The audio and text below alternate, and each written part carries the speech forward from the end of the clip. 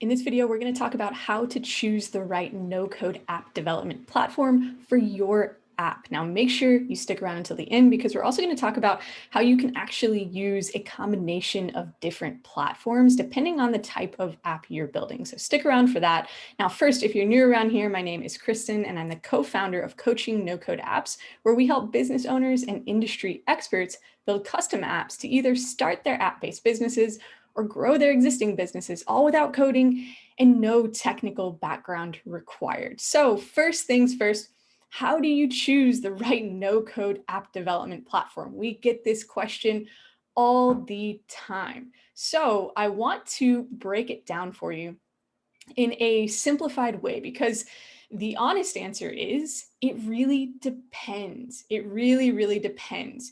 You can't necessarily just say, I'm building X type of app.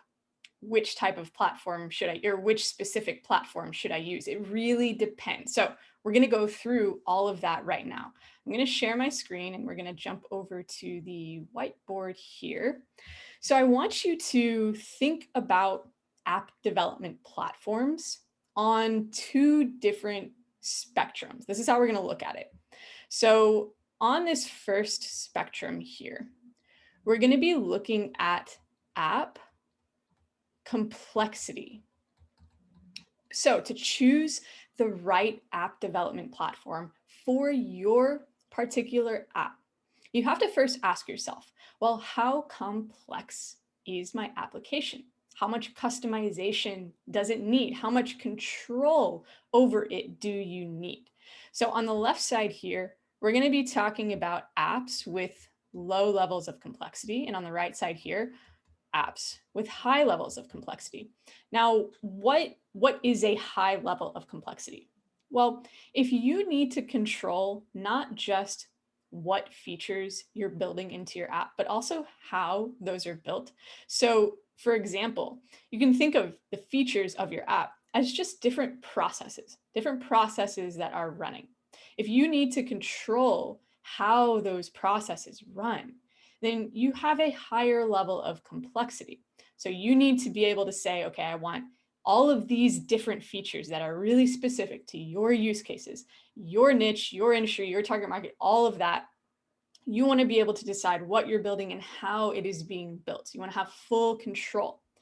Now on the left side, apps with low levels of complexity. These are apps that they can be built pretty much based on templates.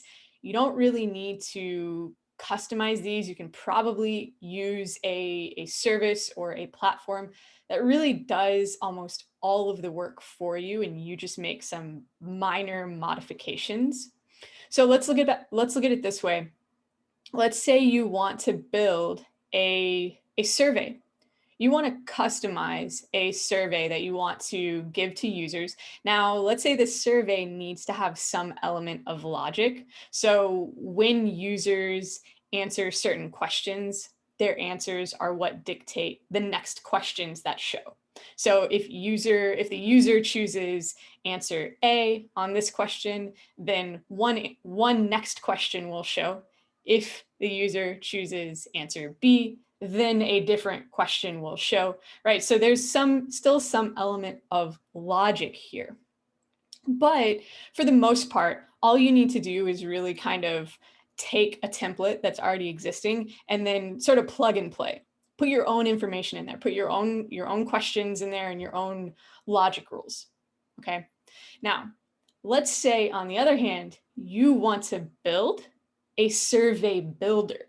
So instead of just creating that survey, you actually want to build the app that allows users to create their own custom surveys so that their users can then come on and build the surveys themselves. Okay, so we're looking at two sort of similar applications. They do similar things, but one has a really low level of complexity and the other has a really high level of complexity. Okay, so if you were to say, can I build a survey builder, on X platform? Well, it depends.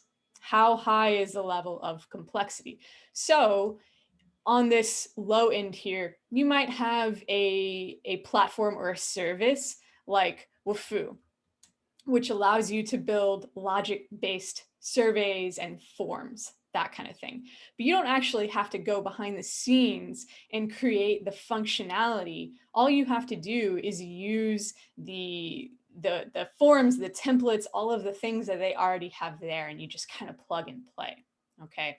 Now for the survey builder, on the other hand, that app with the really high level of complexity. Well, we specifically, with our own clients, we like using Bubble as an app development platform, bubble.io. Now that gives you a lot more control over exactly what you're building, exactly how you're building it. You really have full control, because with Bubble, you're sort of getting a blank canvas, and you can control the back end, the front end, and everything in between. So we can put that over here, right? So for looking at Wufoo and Bubble for our survey builder specifically, or our survey app, you could say. So that's looking at app complexity. Okay, so what is your app's level of complexity? Can you use a template? Can you use a pre-made service that allows you to accomplish what you want?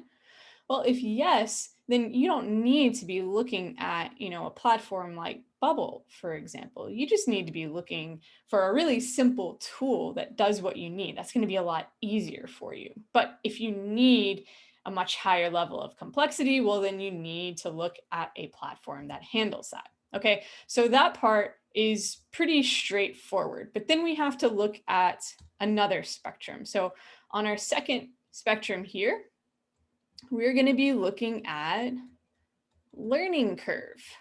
Now, this is a really important one that a lot of people tend to overlook, because when you're thinking about no code apps, you're thinking no code, right? That makes sense. But it's not as simple as that. Even though you're not technically coding, the more control you have and the more complexity you need to happen within your app, the higher the learning curve is going to be for the platform that you're using. So if we look back up to this spectrum up here, right, for app complexity, well, you can essentially just take it and kind of put it on top of this learning curve spectrum. And it's going to give you a better idea of your own commitment level to this, your own expectations that you need to be setting, right? So if we, again, let's say we put Wufoo down here and Bubble over here, and let's keep going with that survey app example. Well, when you're creating a survey on Wufoo, there's going to be a really low learning curve, because there's not much complexity. Everything is done for you. You don't need to customize all that much. So all you do is plug and play. But when you're building the survey builder itself, well, you need to use a more complex or more robust and powerful platform. And that's naturally going to come with a higher learning curve, because anytime you have more control over what you do and how you do it, there's going to be more to learn.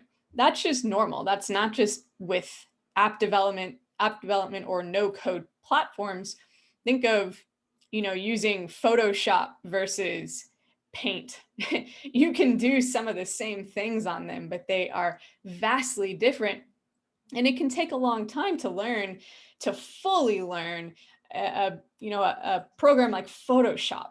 So you have to think of it that way. This is just normal. But the reason why I want to emphasize this so much is because you need to set the right expectations when you're coming into this. So if you're needing to build an app with a high level of complexity, then you need to expect for this to take a little bit longer, for this to involve you learning a little bit more if you're the one building the app, right? You need to come into this with the right expectations, because if you come in and you're thinking, okay, I'm going to use Bubble to build my survey builder and it's going to be just as easy as, creating a survey on a service like Wufoo, then you're going to be surprised because that's just not the reality. And so again, this is just going to help you set your expectations the right way. And that can go a really long way. Now, I want to take this further because this isn't the only thing you need to know. This is really important, right? To look at the complexity of your app and to understand what that learning curve is going to look like. But I also want you to understand that you don't just have to choose one platform. This is not a sort of like a black and white answer. So you can think of it like this. Let's say the platform you choose is really your hub. And this is the way we like to teach our clients to look at it. So if your app needs a high level of complexity, well, there are actually ways that you can help to lessen the learning curve.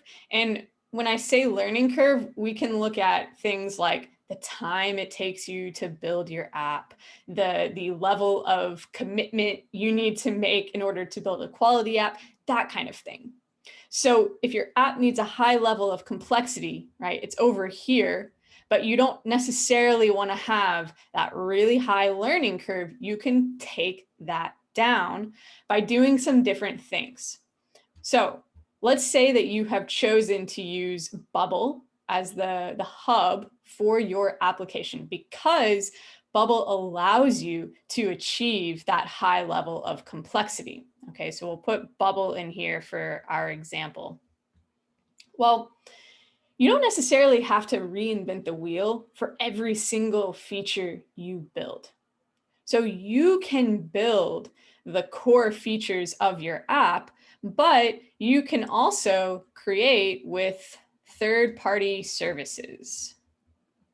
Okay. You can integrate with third-party services. We always like to emphasize that you do not need to reinvent the wheel. You don't need to reinvent the wheel. So if there's a service, a platform that already offers what you need, the type of functionality that you need, you can just integrate with it. So you can create the hub of your app on a platform like Bubble, for example. But then instead of creating every single complex feature on top of that hub from scratch, you can integrate with outside services where you don't necessarily need as high of a level of complexity. Okay, so maybe your app as a whole has a high level of complexity, so you need to use a platform like Bubble. But some features within your app don't necessarily have as high of a level of complexity, right? That's when you can integrate with those outside services instead of reinventing the wheel. So going back to our survey example, we ourselves use Wufoo. We use things like Calendly, ActiveCampaign. We use all of these services because they offer what we need without us having to rebuild everything. And we could rebuild everything from scratch if we wanted to, but we don't have to. And by integrating with these outside services, it saves us a lot of time. And especially if you are newer to this and you don't have years of experience building apps, then it's going to save you a lot of complexity as the developer. You don't have to reinvent the wheel. So if you are building this complex app, well, you can just grab from third-party services to take some of the load off of your shoulders and the weight off of your shoulders. And you can do this with lots of different features. You can do this with, again, calendars, with checkouts, payment processing, all kinds of things. You can do it with surveys. You can do it with, I mean, the list could go on and on and on. It's endless. So you don't have to carry the entire load. You can still build the complex app. You can still use the powerful platform, but you can lessen that learning curve by not having to reinvent the wheel for every single little thing you build. So that's really important to understand when you're moving into the no-code space. Now, you need to be using a platform that allows you to connect with these services via API. Now, Bubble lets you do that, which is one of the reasons why we like using it so much, is because it's really robust. So you need to be able to connect with these services. Now, another thing to kind of expand on this even a little bit more, and this is really more of a niche case, but let's say instead of just finding third-party services that you want to use to make your app's development easier, let's say you're already coming into this with certain specifications, certain needs that make your app a little bit more complex. So for example, let's say that you need to use an external database for some reason. Now you can build your own database on Bubble within your app. You don't need to connect with an outside database, but let's say you need to. And this is sometimes the case. Now, if you do need to, you likely already know it. So you don't have to sit back and think, well, do I need an outside database? You probably already know it. But if you do know that you need this, well, you can add that to your hub, right? So you can spin off here again and add in your outside database. Maybe you have certain compliance needs or whatever it may be. But again, this can allow you to lessen that learning curve in this scenario, because then you can just use this outside database and you don't have to necessarily recreate it. Now, if you don't need to use an outside database, just to be clear, we encourage you to build it within your app if you're using Bubble. But for this niche scenario, this example, it's important to know that you can do this, because again, it takes that complex app and it makes it just a little bit easier. It lowers that barrier to entry a little bit more. So what you can do to kind of summarize this whole thing is you can look at your app's level of complexity.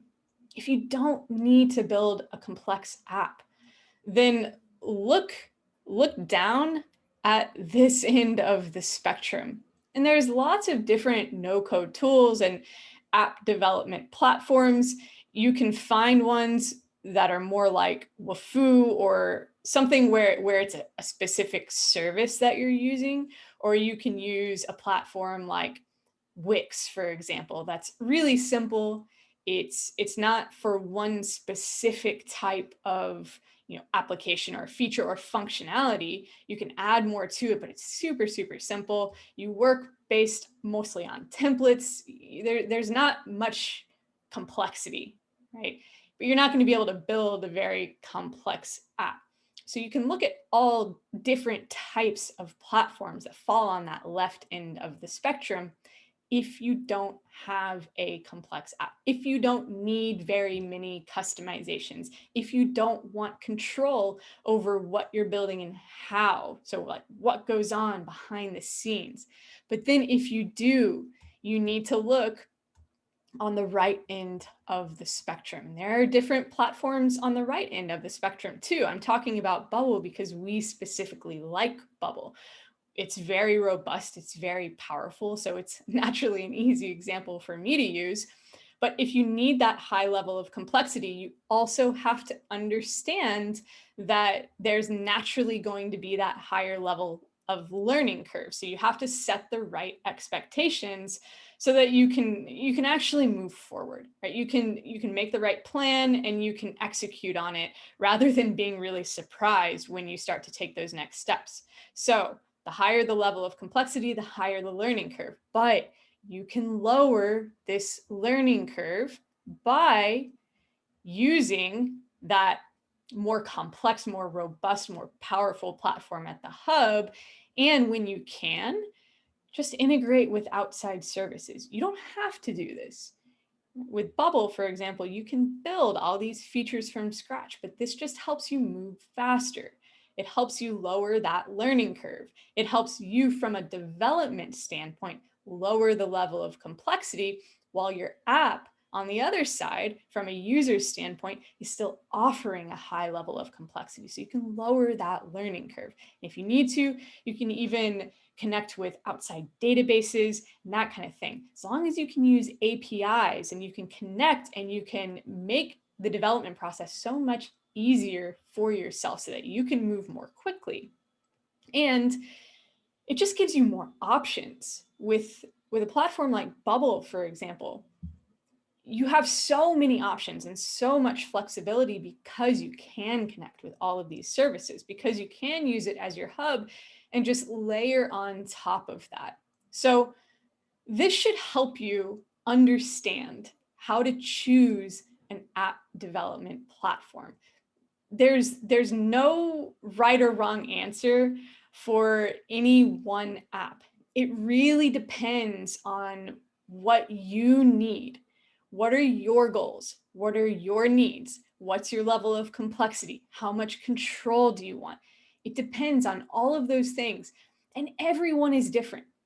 Even if you're building a similar type of app as someone else, everyone is different. So you have to look at this for yourself and make sure that you're headed down the right path based on your specific needs. All right, I hope you found that helpful.